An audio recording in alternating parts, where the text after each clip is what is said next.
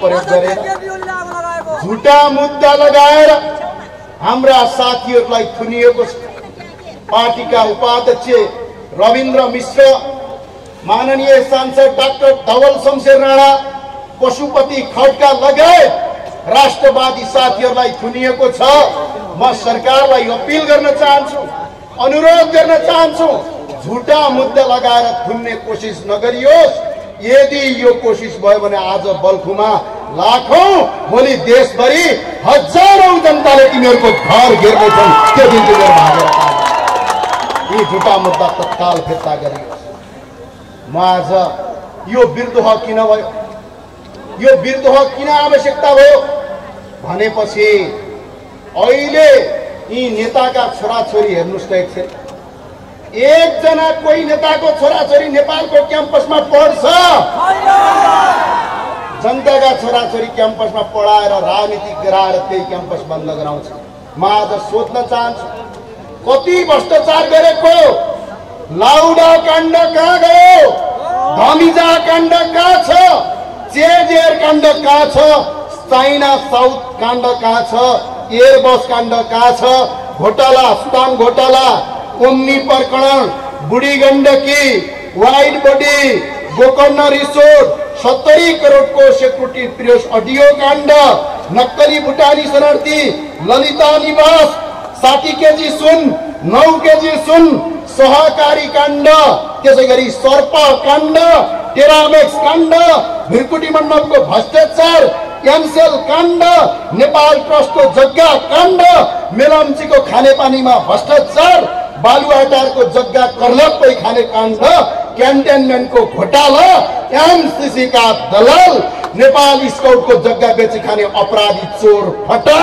त्यति मात्र होइन, यहाँका नेवार समुदायको गुठी बेचेर खाने यी दलालहरूले गुठी काण्ड र अहिलेको प्रधानमन्त्रीको गिरिबन्धु टी-स्टेट काण्ड। त्यति मात्र होइन, कम्बोडियामा पैसा लुकाउने काण्ड। यसका साथ यति काण्डको छानबिन गर, दोषीलाई कारवाही गर। हत्याका प्रमुखलाई मेरो अपिल छ, पार्टीका कार्यकर्ताको हल्लुने कार्यकर्ता नबन। अख्तियार प्रमुखज्यू तपाईँलाई अपिल छ। होइन भने राष्ट्रिय प्रजातन्त्र पार्टीले मात्र होइन, यो राष्ट्रवादीहरूले यो शक्ति अगाडि बढायो भने यी काण्डका नाइकेलाई जेल हाल्छौँ, थुन्छौँ र यिनको जमानत सर्वोच्च हरण गर्छौँ भनेर हामी यो आन्दोलनमा अगाडि बढ्छौँ। धेरैले भन्ने गरे आज देश बेरोजगारी 80 लाख भन्दा बढी युवाहरूको देशमा काम गर्न बाध्य छ। देशमा भ्रष्टाचार गरे, लुटेको छ। आवाज उठायो भने कुनै हेर्न आउँछ। यो देश तिमीहरूले आर्ज्या हो, यो देश नेपाली जनता र राज संस्थाले आर्जेको हो, माक्सेराले लिनु होइन। यो जे मन लाग्यो त्यही नगर। आज बेरोजगारी भयो, अहिले गणतन्त्रमा धेरै उपलब्धि गर्यौं रे भनेर भाषण गर्छन् केही साथीहरू। म सोध्न चाहन्छु, भिरकुटी कागज कारखाना खै, हरिसिद्धि टेक्सटाइल खै, बाँसबारी छाला जुत्ता खै, बालाजु कपडा उद्योग खै, काँचो छाला संलग्न केन्द्र खै, नेपाल क्युब आयल खै, नेपाल जुट विकास केन्द्र खै, सुर्ती विकास कम्पनी खै, नेपाल धरोट कारखाना खै, नेपाल रघुजी जुट मिल खै, नेपाल चिया विकास लिमिटेड खै, नेपाल कृषि आयोजना खै, विराटनगर जुट मिल खै, हिमालयन सिमेन्ट उद्योग खै, घरेलु शिल्पकार बिक्री खै, नेपाल कोल लिमिटेड खै, हेटोडा कपडा उद्योग खै, नेपाल यातायात संस्थान खै, बुटोल पावर कम्पनी खै, बिरगञ्ज चिनी मिल खै, कृषि औजार खै, भक्तपुर इट्टा कारखाना खै, लुम्बिनी चिनी मिल कारखाना खै, नेपाल रोजिन टर्बेन्टाइन खै, कृषि चुन उद्योग खै, नेपाल डिलिङ कम्पनी खै, नेपाल दूरसञ्चार कम्पनी खै। हुँदा हुँदा काठमाडौँमा चल्ने टर्ली बस खै, कहाँ बेचेर खायौ यसको हिसाब।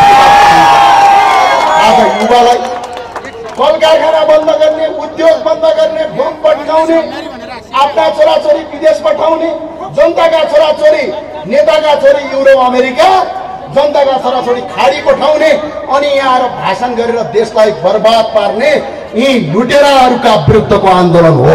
यो उठ्छ यसका साथ। यो 16 वर्षमा यिनीहरूले 14वटा सरकार भए, 1000 मान्छे मन्त्री भए, 3000 करिब सांसद भए, 31वटा प्रदेश प्रमुख भए, मुख्यमन्त्री भए, 30वटा प्रदेश प्रमुख, 3टा राष्ट्रपति, 3टा उपराष्ट्रपति, गाउँ-गाउँमा छोटे राजा बनाएर यो देश लुट्ने यी लुटेराहरूको विरुद्धको आन्दोलन हो। यो कुराहरू एकजना मान्छेलाई रोजगारी दिन सकेका छैन अनि भन्छन् के थाहा छ, म आज सोध्न चाहन्छु यो आमसभालाई, 25वटा केन्द्रीय अस्पताल राजाले बनाइदिनु भयो, तपाईँले बना हो कसैले? टिचिङ यिनीहरूले बनाएको हो? पाटन यिनीहरूले बनाएको हो? 5वटा विकास क्षेत्रका क्षेत्रीय अस्पताल यिनीहरूले बनाएको हो? 57-57वटा जिल्ला अस्पताल यिनीहरूले बनाएको हो? एउटा अस्पताल बनाउनु छैन, एउटा विद्यालय बनाउनु छैन, एउटा उद्योग कल कारखाना बनाउनु छैन। सिर्फ पार्टीका कार्यकर्ता पाल्ने, त्यही कार्यकर्ता लुट्ने, देश बर्बाद पार्ने, आफ्ना छोराछोरी युरोप अमेरिका पढाउने, जनताका छोराछोरीलाई यो त्रिभुवन विश्वविद्यालय गरेर ढुङ्गा हान भन्ने यसका विरुद्धको आन्दोलन हो। त्यो भावनाले भन्छु म तपाईलाई, 24,818वटा विद्यालय 2044 सालमा बनेका छन्। यो तिमीहरूले बनाएको हो? खुब भाषण गर्छौ कांग्रेसका गगन थापा र विश्वप्रकाश शर्माजी हो। आज सुनाउन चाहन्छु, यो 24,818वटा स्कुल र बाबुराम भट्टराईले पनि सुनुन्, राजाका पालामा पढ्न दिँदैन थियो भनेर जनता भट्काउने, उनै राजाका पालामा एसएलसीको बोर्ड फर्चुन्। यस्तो झुटो कुरा गर्ने, यी झुटा कुरा गर्नेलाई झन्डै 1440 क्याम्पस मध्ये आज 539 क्याम्पसहरू बन्द हुने अवस्थामा छ। 1 वर्षमा 71,000 मान्छेले यो देश छोडेर अर्को देशमा पढ्न बाध्य छन्। 7 लाखभन्दा बढी युवा अर्काको देशमा बेलचा हान्न जाँदैछन् हरेक वर्ष। आज अवस्था यस्तो छ। 6वटा विश्वविद्यालय तिमीहरूले बनाएको हो? त्रिभुवन विश्वविद्यालय तिमीहरूले बनाएको हो? संस्कृति विश्वविद्यालय तिमीहरूले बनाएको हो? काठमाडौँ विश्वविद्यालय तिमीहरूले बनाएको हो? एउटा विश्वविद्यालय बनाउन सक्नु छैन। आज देशको माओवादीका साथीहरूलाई मेरो अपिल छ, 10 वर्षको युद्धमा यो देशले 1 खर्ब 30 अर्ब रुपैयाँ क्षति बेहोरो आजको मूल्यलाई यदि मापदण्ड गर्ने भने 5 खर्ब रुपैयाँ यो देशको भौतिक संरचना ध्वस्त पार्यो। यसको ब्याज सहित प्रचण्डको सम्पत्तिबाट हडलपड गर्नुपर्छ। के परिवर्तन? प्रचण्डजीका छोरी मन्त्री, सांसद, बुहारी मन्त्री, छोरी मेयर, भाइ जुवाई, छोरो नाति सबैलाई पदमा पुग्नका लागि यो देशले 305 खर्ब आजको मूल्यमा झन्डै 15 खर्ब 1500 अर्बको भौतिक क्षति भयो। यसको एक हिस्सा माओवादीले तिर्नुपर्छ। यो 1100वटा ठुला र साना उद्योगहरू बन्द गराए। यदि यो डाटा फेक छ भने नेपालको कुन मञ्चमा आउँछौँ हामी तयार छौँ तिमीहरूसँग बहस गर्न। 1100वटा ठुला र साना उद्योग बन्द गरायौ, 1 लाखभन्दा बढी घरेलु उद्योग बन्द गरायौ, 6 लाखभन्दा बढी मान्छेलाई बेरोजगार बनाएर आज विदेशमा बेलचा हान्न बनायौ। यसैका लागि हो तिम्रो क्रान्ति। हामी यो चाहन्नौ देशमा जनताबाट प्रत्यक्ष निर्वाचित कार्यकारी प्रधानमन्त्री ल्याउँछौँ। यी घुँडा टेक्ने र ढ्याल काट्नेलाई सदाका लागि यो देशबाट बहिष्कार गर्छौँ। यो आन्दोलन साथीहरू, अस्ति एक दिन कांग्रेसका महामन्त्रीले विश्वप्रकाश शर्माजीले एउटा गलत डाटा संसदमा पेश गर्नुभयो। राजाका पालामा देश गरिब थियो, अहिले देश धनी भयो भन्नु यदि कसैले सुन्नु भएको छैन भने आदरणीय नेता विश्वप्रकाश शर्माको कानमा बस्ने गरेर सुनाइदिनु होला। प्रति व्यक्ति आएको कुरा लिएर उहाँले झुट बोल्नु भएको थियो संसदमा। हामीले संसदमा ठिकै छ त, जनताले फैसला गर्लान् भनेर चुप लागेर बस्यौँ, तर आज जवाफ दिने बेला भयो। गगन थापाले झुट बोल्नुभयो, विश्वप्रकाश शर्माले झुट बोल्नुभयो। यो गनाउने तन्त्र, विदेशीको दलाल तन्त्र राख्नका लागि सिस्टर निर्मलाको फन्ड कति चलाउँछ हो साथीहरू? अब बन्द गर, राष्ट्रवादीको झण्डा उठिसकेको छ।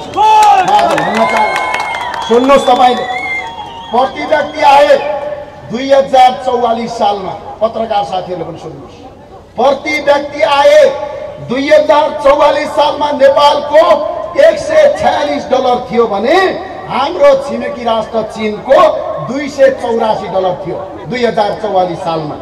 आज चीनको प्रति व्यक्ति आय $24,360 छ भने नेपालको $1,456 छ।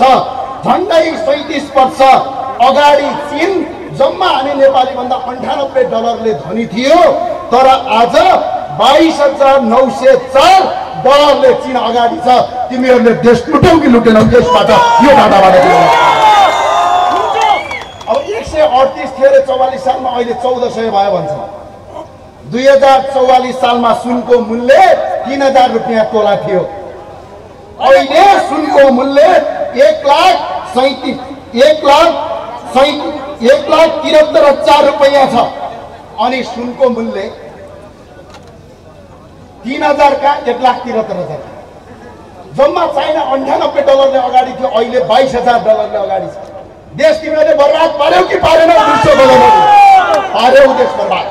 र अर्को आज $1 बराबर नेपाली कति रुपियाँ हुन्छ? 137 रुपियाँ 58 पैसा हुन्छ।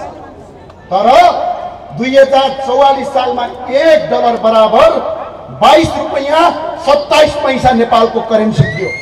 यो इतिहास पढ्न सक्दैन भने हेर, तर जनतालाई झुटो बोलाएर तिम्रो यो लुटतन्त्र टिकाउने कोसिस बन्द गर। म यही अपिल